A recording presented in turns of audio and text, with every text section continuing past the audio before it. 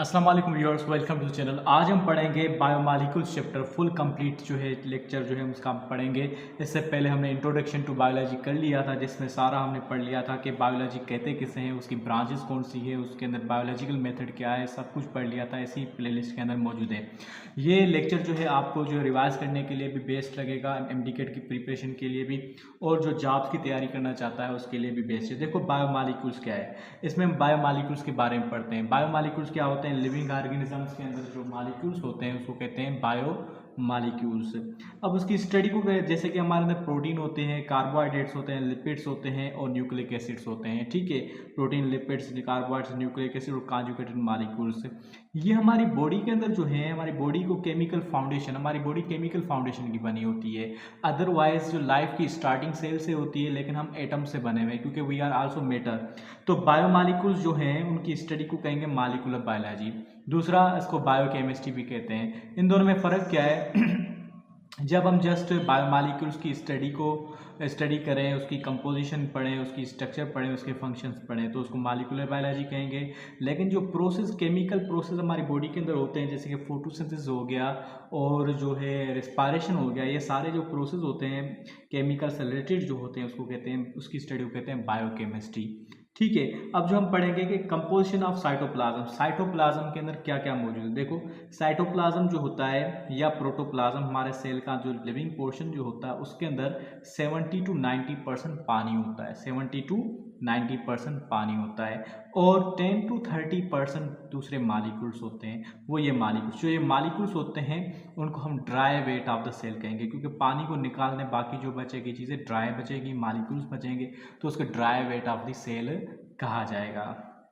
उसके बाद देखते हैं ये जो dry weight of the cell molecules हैं 10 टू 30%, ये किसी केमिकल्स के बने होते हैं। ये केमिकल्स क्या होंगे? एलिमेंट्स होंगे।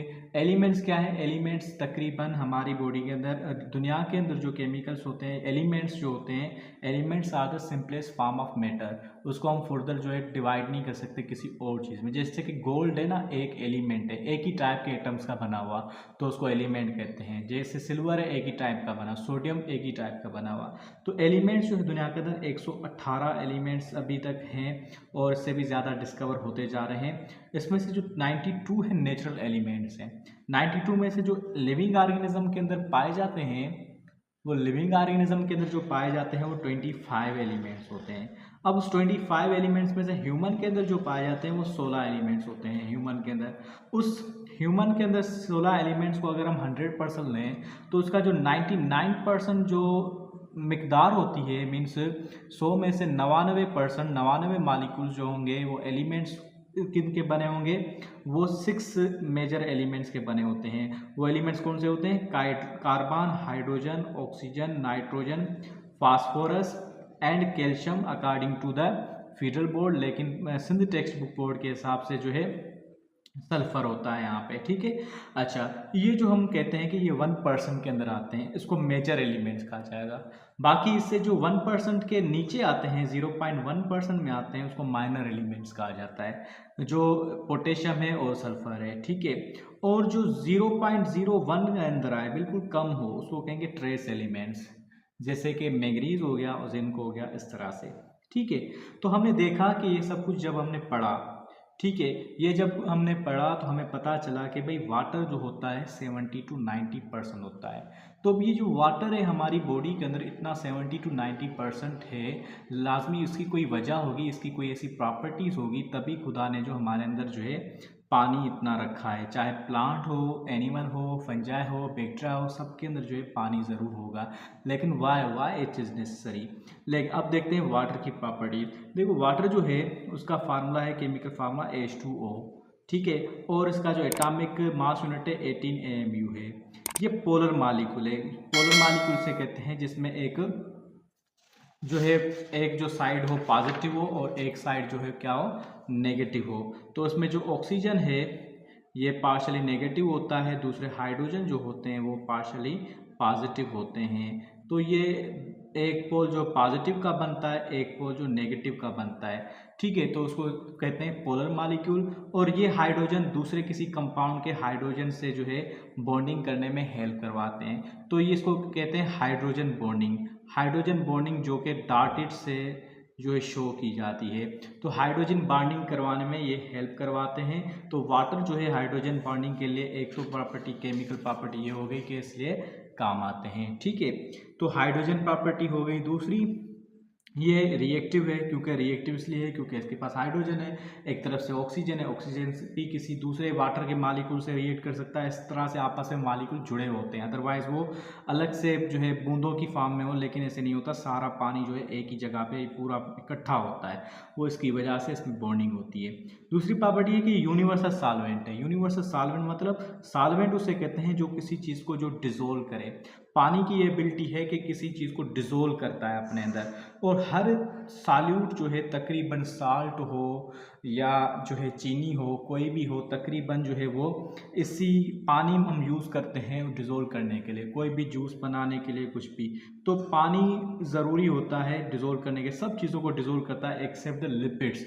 लिपिड्स क्या है? पोलर हैं। तो नॉन पोलर चीज़ों को लिपिड्स जो है नॉन पोलर है, ये पोलर है, तो पोलर को ही डिज़ोल्व करता है, और कुछ नॉन पोलर को भी करता है लेकिन लिपिड्स को नहीं करता। लिपिड्स में जो फैट और ऑयल आ जाते हैं।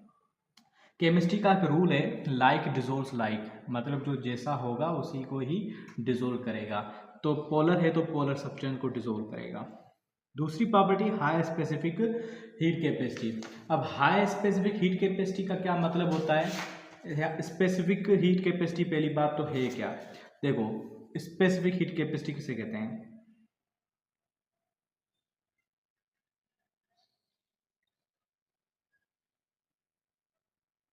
The minimum amount of heat energy required to raise the temperature up to 1 degree Celsius. किसी भी बॉडी का, किसी भी सब्सटेंस का 1 डिग्री सेल्सियस टेम्परेचर बढ़ाने के लिए जितनी एनर्जी चाहिए हीट की, उसको कहते हैं स्पेसिफिक कैपेसिटी। तो ये वाटर की जो होती है हाई स्पेसिफिक हीट कैपेसिटी होती है, वो कितनी होती है? 574 कैलोरीज पर ग्राम जो होती है। तो इतनी एनर्जी देनी पड़ेगी 1 ग्राम को जो है 1 सेंटीग्रेड कम जो है ज़्यादा बढ़ाने के लिए। ये अब फ़ायदेमंद क्यों है? ये फ़ायदेमंद है क्योंकि अगर ऐसा ना होता, इसकी स्पेसिफिक कैपेसिटी कम होती, तो थोड़ी देर के लिए धूप में हम बाहर बैठे होते तो पानी हमारा जो है वेपर्स में कन्वर्ट हो जाता, वो जल्दी हम जो ड्राई हो जाते फिर मर जाते। अब हाई हीट ऑफ वेपराइजेशन भी है, क्योंकि वेपर्स में कन्वर्ट होने के लिए भी एनर्जी ज़्यादा चाहिए, वो इसी से पॉइंट है। अब ये एम्फोटेरिक मॉलिक्यूल है। क्यों? क्योंकि एम्फोटेरिक मॉलिक्यूल से कहते हैं जो एक्ट करे acid as well as base. हमें पता है एसिड हम कहते हैं हाइड्रोजन को, और बेस होता है OH को। ठीक है, हाइड्रोक्साइल ग्रुप। तो H2O पानी जो है अगर इसको तोड़ें तो हाइड्रोजन मिलेगा और दूसरा जो है हाइड्रोक्साइल मिलेगा। तो एसिड तौर भी काम कर रहा है, OH भी काम करेगा। तो ये बफर के तौर पर भी काम करता है। बफर क्या होता है? Buffer, the solution which controls the pH of other solution। किसी भी सॉल्यूशन का जो pH है उसको कंट्रोल करे उसे कहते हैं बफर। बफर उसको कहते हैं। तो वाटर एक्ट करता है बफर। देखो pH क्या होता है? पावर ऑफ हाइड्रोजन किसी भी सॉल्यूशन के अंदर। वो जो स्केल होती है 0 से 14 तक होती है। ठीक है, 0 से 7 तक किसी का pH है तो एसिड होता है, 7 से 14 होता है तो वो बेस कहलाता है। ठीक है, तो ये जो इसके बीच में जो है, तो ये जो pH होता है अगर किसी का बढ़ जाता है, कम हो जाता है, तो वाटर उसको कंट्रोल करता है, तभी इसको बफर भी कहते हैं। तो वाटर के अंदर कोहेसिव प्रॉपर्टी और एडेसिव प्रॉपर्टी है। एडेसिव फोर्स होता है। कोहेसिव फोर्स क्या होता है? द फोर्स, कोहेसिव फोर्स होता है the force of attraction between same molecules, तो वाटर के सेम मॉलिक्यूल्स के बीच में फोर्स होता है, तभी वाटर जो है साथ होता है, सारा फ्लो करता है। दूसरा एडहेसिव फोर्स। एडहेसिव फोर्स ये होता है कि वाटर की प्रॉपर्टी ये है कि walls of container means between different molecules. ठीक है, वाटर हो कुछ और हो, बिटवीन डिफरेंट मालिक्यूल्स जो फोर्स उसको एडेसिव कहते हैं। तो देखो गिलास है, उसके अंदर पानी होता है, वाल से अटैच्ड होता है, तो उसके साथ जो अट्रैक्शन है उसको कहते हैं एडेसिव फोर्स। तभी जो है प्लांट्स के जाइलम के अंदर भी पानी चला जाता है। ये सारी प्रॉपर्टीज है इसकी। अब दूसरे है प्रोसेस कंडेंसेशन और हाइड्रोलाइसिस। कंडेंसेशन क्या है? ऐसा प्रोसेस जिसमें joining of two monomers to form larger molecule. दो मोनोमर्स आपस में मिलते हैं और बड़ा मॉलिक्यूल बन जाता है। मोनोमर क्या होते हैं? छोटे मॉलिक्यूल्स होते हैं, जैसे कि अमाइनो एसिड्स। ठीक है, अगर दो अमाइनो एसिड्स हैं, अमाइनो एसिड एक है और दूसरा अमाइनो एसिड, सही है, ये जब आपस में मिलेंगे तो क्या बनाएंगे? प्रोटीन का कुछ यूनिट बनाएंगे। तो प्रोटीन बड़ा मॉलिक्यूल बन गया, और पानी निकलेगा H2O। इस प्रोसेस को कहते हैं कंडेंसेशन। ठीक है, लेकिन अगर ये प्रोटीन है, प्रोटीन इसमें हम पानी डालें और ये टूट जाए, किसमें? जो है दो यूनिट्स में, अमाइनो एसिड के यूनिट में, तो उसको कहेंगे हाइड्रोलाइसिस। ठीक है, अब देखो ये कैसे होता है, पानी कैसे निकला, ये आपके जहन में सवाल होगा। हम इतना ज़्यादा डिटेल में तो नहीं जाते, लेकिन इतना थोड़ा समझ की लिहाज से जाते हैं। देखो अमाइनो एसिड ये होता है NH2C COH एंड O, यहाँ पे H और ये R, ये एक मालिक्यूल हो गया अमाइनो एसिड का। दूसरा जो है अमाइनो एसिड ऐसे है, ठीक है, यहाँ पे हाइड्रोजन होता है, यहाँ पे नहीं होता। ठीक है, C अल्फा कार्बन है, ये अल्फा कार्बन पे हाइड्रोजन और रेडिकल ग्रुप, फिर जो है कार्बन हाइड्रोक्साइल और ये ऑक्सीजन। अब क्या होगा, यहाँ से हाइड्रोजन निकलता है, यहाँ से ऑक्सीजन हाइड्रोक्साइल निकलता है, तो कार्बन और नाइट्रोजन के बीच में बॉन्डिंग हो जाती है। तो ये दोनों मिलके बनाते हैं प्रोटीन का मॉलिक्यूल, जिसको पेप्टाइड बॉन्ड कहते हैं। तो इस तरह से मिल जाते हैं। फिर जब तोड़ना होता है तो इस तरह से इनको पानी ऐड करेंगे, ये टूट जाएंगे। तो कंडेंसेशन वो प्रोसेस जिसमें दो चीज़ें मिलें और बड़ा मॉलिक्यूल बने, ये एनाबॉलिक प्रोसेस कहलाता है, और उसको डिहाइड्रेशन भी कहते हैं। हाइड्रोलाइसिस जो है, इसके बीच में जो डिफरेंसेस वो ऑलरेडी मैंने एक वीडियो बना ली, वो आप देख सकते हैं। ठीक है, हाइड्रोलाइसिस क्या होता है? जिसमें पानी जो है ये कोई इसमें लगाएं, और hydro means water, lysis mean breaking, पानी की मदद से कोई चीज़ टूटे, कोई बड़ा मॉलिक्यूल जिसमें हम पानी ऐड करें वो टूट जाए दो हिस्सों में, molecule into monomers with the addition of water. देखो ये दो मॉलिक्यूल से मिले हुए हैं, इसको पानी डाला तो ये टूट गए दो ऑक्सीजन में, मतलब ऑक्सीजन नहीं, दो मॉलिक्यूल्स में। उसके बाद हम पढ़ते हैं प्रोटीन्स। ठीक है, हमारे पास ये मेजर का कंपोनेंट्स हैं। ठीक है, इसको हम डिटेल में पढ़ते हैं। देखो प्रोटीन्स क्या है? प्रोटीन्स जो है फर्स्ट मॉलिक्यूल जो लिविंग ऑर्गेनिज्म के अंदर इंट्रोड्यूस किया गया था वो यही था। ठीक है, क्योंकि फर्स्ट मॉलिक्यूल जो था वो वायरस ही था, एनिमा जो है लिविंग ऑर्गेनिजम्स के लिए बना था, उसके अंदर जस्ट DNA था और ऊपर कवरिंग थी वो जो प्रोटीन की बनी हुई थी। तो ये प्रोटीन आपका फाउंड इन नेल्स में पाया जाता है, फीदर्स में, बोन्स आपके हार्मोन्स के बने होते हैं, एंजाइम्स के बने होते हैं, प्रोटीन्स के बने होते हैं। प्रोटीन्स हमें कहाँ से मिलेगा? अगर हमें ये चीज़ें बनानी है, स्ट्रक्चरल चीज़ें बनाता है, ये एनर्जी के तौर पे काम नहीं आता। ठीक है, मिल्क, पल्सेस, दालें वगैरह इनसे हम खाएंगे तो हमें फ़ायदा मिलेगा, इससे प्रोटीन बनेगी। यूनिट कौन सा है? Amino acid. अमाइनो एसिड्स जब आपस मिलेंगे तो प्रोटीन बनाएंगे, और इसके पॉलीपेप्टाइड चेन कहेगी, उसके बीच में पेप्टाइड बॉन्ड होगा। ठीक है, पेप्टाइड बॉन्डिंग, तो पॉलीपेप्टाइड चेन बनेगी। ठीक है, अब हर अमाइनो एसिड जो है इसकी स्ट्रक्चर ये होगी, R डिफरेंट होगा, मतलब हर जगह पे R का डिफरेंस होगा। अगर H है तो अलग से होगा, ग्लिसरीन हो गया, फिर अलेनाइन हो गया, डिफरेंट हो गया, तो इस तरह से।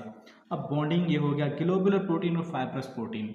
वैसे तो बहुत सारी टाइप्स है इसकी, लेकिन मेनली जो है ग्लोबुलर प्रोटीन और फाइब्रस प्रोटीन। देखो फाइब्रस प्रोटीन वो होती है जो थ्रेड लाइक प्रोटीन हो, ठीक है, और जो है इनसोल्यूबल इन वाटर हो, इलास्टिक हो।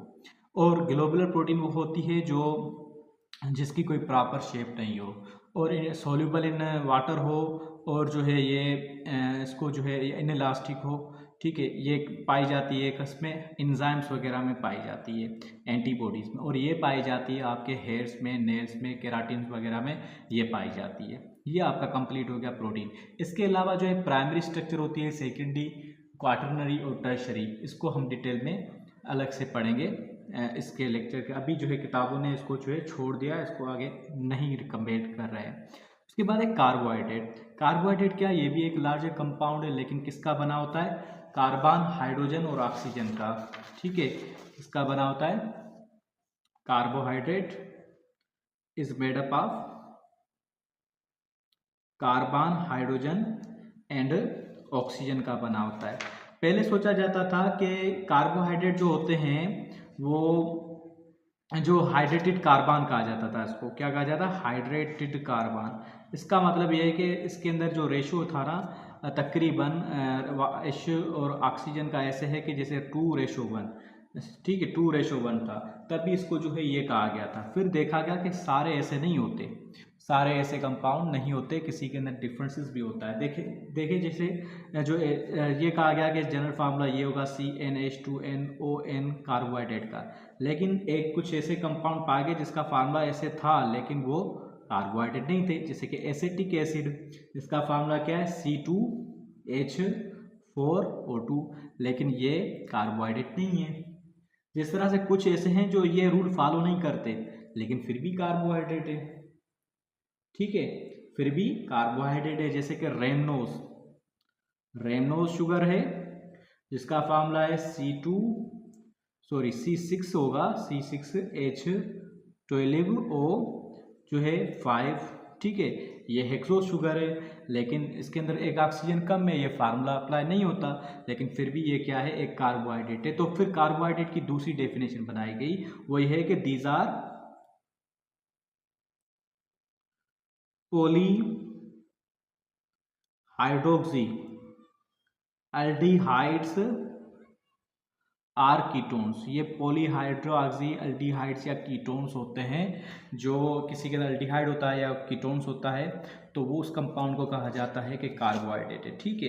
तो ये कार्बोहाइड्रेट हो गया। अब कार्बोहाइड्रेट इन एलिमेंट्स का बना हमने पढ़ा। यूनिट कौन सा आता है, यूनिट होता है मोनोसेक्राइड इसका, ठीक है। मोनोसेक्राइड क्या है, सिंगल कार्बोहाइड्रेट का यूनिट, जिसको हम शुगर्स कहते हैं जनरली। जनरल फार्मूला हमारा हो गया CnH2nOn, ठीक है। बॉन्डिंग कौन सी होगी इसके अंदर, ग्लाइकोसिडिक बॉन्डिंग होती है, ग्लाइकोसिडिक बॉन्डिंग कहलाती है, ठीक है। टाइप्स कौन से हैं, मोनोसेक्राइड हो गया, ओलिगोसेक्राइड, पॉलीसेक्राइड। अब हम ये पढ़ते हैं डिटेल में कि ये जो है कौन से हैं। देखो मोनोसेक्राइड, मोनो मीन्स 1, ठीक है। ये जनरली इनको शुगर्स कहा जाता है, स्वीट इन टेस्ट होते हैं, लाइट इन वेट होते हैं, ठीक है, लाइट इन वेट, और सोल्यूबल इन वाटर होते हैं, सोल्यूबल इन वाटर। इनको अगर मज़ीद तोड़ें तो हमें कोई जो है शुगर नहीं मिलेगी, तो हम कह सकते हैं कैन नॉट बी हाइड्रोलाइज्ड। इनको हम तोड़ भी नहीं सकते क्योंकि ये दो चीज़ों से बने ही नहीं है, एक ही चीज़ है, तो हम कैसे तोड़ सकते। हाइड्रोलाइसिस कहते हैं इसे कि दो चीज़ों का बड़ा मालिक्यूल हो तो उसको हम तोड़ें, लेकिन इसके अंदर ऐसी चीज़ है ही नहीं कि नॉट बी हाइड्रोलाइज्ड, ठीक है। ये चीज़ हो गया। इसका जनरल फार्मूला क्या है, CnH2nOn। इसकी शुगर से स्टार्ट होती हैं C3 से लेके C7 तक, ट्रायोज, फिर जो 4 होगी टेट्रोज, पेंटोज, हेक्सोज, हेप्टोज। तो ये शुगर्स जो है इससे आती हैं, ठीक है। आपका जो है शुगर जो भी आती हैं इसमें आती हैं, जैसे कि जो है आपकी हेक्सोज में ग्लूकोज आ गई, ठीक है, ग्लूकोज आ गई। इसके अलावा कौन सी आ जाएगी, हेक्सोज में गैलेक्टोज आ जाती है, ठीक है, फ्रक्टोज आ जाती है, इस तरह से। अच्छा, यही जब आपस में मिलेंगे, इसकी एग्जांपल हमने क्या की अभी अभी, ग्लूकोज, गैलेक्टोज, हेक्सोज, ये सारी, सॉरी हेक्सोज तो नहीं, हेक्सोज तो दोनों हैं, फ्रक्टोज, ये सारी जो है 6 कार्बन वाली शुगर है, लेकिन इनका different formula, structure formula different है, तो ये डिफरेंट बन जाती हैं, ठीक है। तो जब अब आता है डाइसेक्राइड मीन्स ओलिगोसेक्राइड। जब ओलिगोसेक्राइड ये क्या है, जब एक से ज़्यादा, ठीक है, मोनोसेक्राइड के यूनिट मिलेंगे, 2 से 10 तक, by glycosidic bond, glycosidic bond के जरिए जब आपस में मिलेंगे तो बनाते हैं क्या, जो है ओलिगोसेक्राइड। इसके बेस्ट जो है डाइसेक्राइड, डाइसेक्राइड मीन्स 2 शुगर्स की बनी हुई, तो उसके एग्जाम्पल्स हैं। डाइसेक्राइड में जो है आपके कौन से आ जाते हैं, डाइसेक्राइड में एक आपका आ जाता है मीन्स 2 के फॉर्म में पाए जाते हैं, ठीक है, ये तो समझ में आ गया आपको। अब डाइसेक्राइड जो है इसमें एक एग्जाम्पल आता है माल्टोज का, ठीक है, दूसरा है लैक्टोज, तीसरा है सुक्रोज। अब ये कैसे बनती है, माल्टोज बनी होती है 2 ग्लूकोज के मालिक्यूल्स के भी, ग्लूकोज और ग्लूकोज जब आपस में मिलेंगे तो बनाएंगे माल्टोज, और क्या रिलीज होगा, वाटर, लैक्टोज में क्या होगा, ग्लूकोज, ठीक है, और गैलेक्टोज मिलेंगे आपस में, ठीक है, तो क्या रिलीज होगा, ठीक है, इसके बीच में बॉन्डिंग कौन सी वो भी हम पढ़ते हैं। ग्लूकोज और गैलेक्टोज के बीच में जो है ये जब आपस में मिलेंगे तो क्या बनाएंगे, लैक्टोज शुगर बनाएंगे और वाटर निकलेगा। अभी यहाँ पे रुके, अभी अगर आपने चैनल अभी तक सब्सक्राइब नहीं किया, अभी यहाँ तक पहुँच गए, इसका मतलब आपको चीज़ें समझ में आ रही हैं, तो बराए मेहरबानी चैनल को सब्सक्राइब कर लें, बेल आइकन को प्रेस करें, लाइक भी करें ताकि हमें भी अप्रिसिएशन मिले, ताकि आपके लिए और भी वीडियोज़ बनाते जाएँ। कमेंट करें अगर आपको अच्छी कैसी लग रही है, किस तरह की वीडियो लग रही है, और कौन से टॉपिक में आपको जो है कन्फ्यूजन होती है, ताकि हम उस पर जो है आपके लिए वीडियो बनाएं, ठीक है। तो सुक्रोज, अब जो है सुक्रोज क्या है, सुक्रोज जो है ये बने होती है, इसको जो है नॉर्मल टेबल शुगर जो होती है वो ये होती है, ठीक है। सुक्रोज जो है ये किसकी बनी होती है, ये ग्लूकोज और फ्रक्टोज की बनी होती है, ठीक है। वीडियो लंबी हो जाएगी, इसको हम थोड़ा सा शार्ट करते हैं भाई। ये सुक्रोज बनेगी और क्या बन जाएगा, H2। इन सब का फार्मूला क्या होगा, देखो C12 था ना, तो C24 हो जाएगा, C6 था ना, ये ग्लूकोज का C6 था, होता है C6H12 O6, तो C6 ये 12 हो जाएगा, ठीक है, C12। और हाइड्रोजन कितने हो जाएंगे, वहाँ पे C12 थे, 12 और हाइड्रोजन में 2 निकले तो 22 हो जाएंगे और 11 हो जाएगा, ये इसका फार्मूला हो गया, ठीक है। उसके बाद पॉलीसेक्राइड, पॉलीसेक्राइड्स वो होते हैं जब 10 से ज़्यादा, 11 या 11 से ज़्यादा मॉलिक्यूल्स मोनोसेक्राइड के मिलेंगे तो बनाएंगे पॉलीसेक्राइड। तो इसमें एग्जाम्पल्स कौन से आ जाते हैं पॉलीसेक्राइड में, पॉलीसेक्राइड में आपके स्टार्च आ जाता है, जो रिजर्व फूड मटेरियल होता है प्लांट का, ग्लूकोज का बना होता है। आयोडीन टेस्ट में जो है ये ब्लू कलर देता है। दूसरा होता है ग्लाइकोजिन, ग्लाइकोजिन एनिमल के अंदर पाया जाता है, ठीक है, ये जो रेड कलर देता है आयोडीन टेस्ट में। उसके अलावा जो है ग्लाइकोजिन, और इसके अलावा ये एनिमल का स्टार्च है, एनिमल के अंदर जब ज़्यादा ग्लूकोज जाता है तो इसकी फॉर्म में स्टोर होता है, ठीक है। अच्छा, इस ग्लाइकोजन, फिर सेल्यूलोज, सेल्यूलोज जो है जिससे आपके कपड़े बनते हैं, तो ये एनर्जी के तौर पे इस्तेमाल नहीं होता, ये जस्ट ऐसे ही होता है। सेल्यूलोज जो काइटिन होता है, जो फंजाई की सेल वाल के अंदर, ये भी इसका बना होता है। पॉलीसेक्राइड होमो भी हो सकते हैं, मीन सेम यूनिट के बने हुए, दूसरे हेट्रो भी होते हैं, डिफरेंट यूनिट्स के बने, जैसे कि एगर, ठीक है, पेक्टिन वगैरह, पेप्टिडोग्लाइकन वगैरह, ठीक है, ये सब चीज़ होगी, पॉलीसेक्राइड हो गया हमारा। उसके बाद है लिपिड। लिपिड से एक बड़ा ग्रुप है, हेट्रोजेनस ग्रुप होता है, ये इनसोल्यूबल होते हैं वाटर के अंदर, लेकिन सोल्यूबल होते हैं किसी भी पोलर सब्सटेंसेस, नॉन पोलर के अंदर, ठीक है, क्योंकि ये खुद नॉन पोलर होते हैं। कार्बन हाइड्रोजन ऑक्सीजन सेम के बने होते हैं, लेकिन ऑक्सीजन के अंदर कम होता है, और ये कार्बन हाइड्रोजन की तादाद इसके अंदर ज़्यादा होती है, तभी ये एनर्जी ज़्यादा येल्ड करते हैं। तो असाइल ग्लिसरॉल इसका एग्जाम्पल है, ये जो एनर्जी के तौर पे इस्तेमाल होता है, फेट और ऑयल इसमें इस्तेमाल होते हैं। वैक्सिस जो प्रोटेक्शन के लिए हेल्प करता है। फॉस्फोलिपिड सेल की मेम्ब्रेन के अंदर होता है। टर्पेनोइड जिसके अंदर स्टेरॉइड्स आती है, पिगमेंट्स, क्लोरोफिल वगैरह ये इसकी बनी होती है। फिर है न्यूक्लिक एसिड। न्यूक्लिक एसिड जो है, न्यूक्लिक एसिड क्या होते हैं, न्यूक्लिक एसिड जो है, न्यूक्लिक एसिड जो है वो सारे जो कंपाउंड्स जैसे डीएनए, आरएनए, एटीपी ये सब इसमें आते हैं।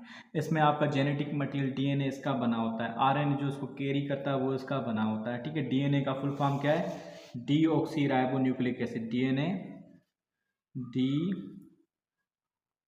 Ribo nucleic acid. दूसरा होता है आरएनए, राइबो न्यूक्लिक एसिड, ठीक है। तो दूसरा एटीपी, एटीपी का फुल फॉर्म क्या है, adenosine try phosphate, ADP. ADP का फुल फॉर्म क्या है, एडिनोसाइन डाई फॉस्फेट, ठीक है। ये सब आप नोट करें, कॉपी में नोट करें आप अपने में, ताकि आपको दोबारा स्टडी करने में इजी हो जाएगा। स्क्रीनशॉट भी निकाल लें ताकि आपको फ़ायदा मिलेगा, ठीक है। तो मेरे ख्याल से लिपिड्स और न्यूक्लिक एसिड के लिए जो है हम अलग से जो है लेक्चर बनाएंगे। हमारी वीडियो बहुत बड़ी होने वाली है, तो इसमें हम जो है अलग से बनाएंगे। उसमें मैं आपको बताऊंगा लिपिड्स क्या होते हैं, न्यूक्लिक एसिड क्या होते हैं। आज के लिए इतनी वीडियो काफ़ी है। शार्ट्स को देखें, जो मेरे यूट्यूब के चैनल पे शार्ट्स है ना, उसमें मैं तकरीबन ये चीज़ें देता हूँ और नॉलेज वाली चीज़ें देता हूँ। आपको बहुत ही मज़ा आने वाला है, अच्छी लगेगी, आपको डॉक्टर बनने में हेल्प करेंगी। ठीक है, so my aim is to make all the students doctor from my channel. ठीक है, मेरे चैनल से जो भी जाए उसको फ़ायदा मिलेगा इंशाल्लाह, 100% फ़ायदा मिलेगा। और वो दुआएं देगा मुझे का सर आपकी वजह से हम जो ना कुछ नॉलेज मिली और हम आगे बढ़े। So this is all about today. इंशाल्लाह मिलेंगे नेक्स्ट लेक्चर के अंदर। चैनल को सब्सक्राइब करें, बेल आइकन को प्रेस करें, अपने दोस्तों से शेयर ज़रूर करें।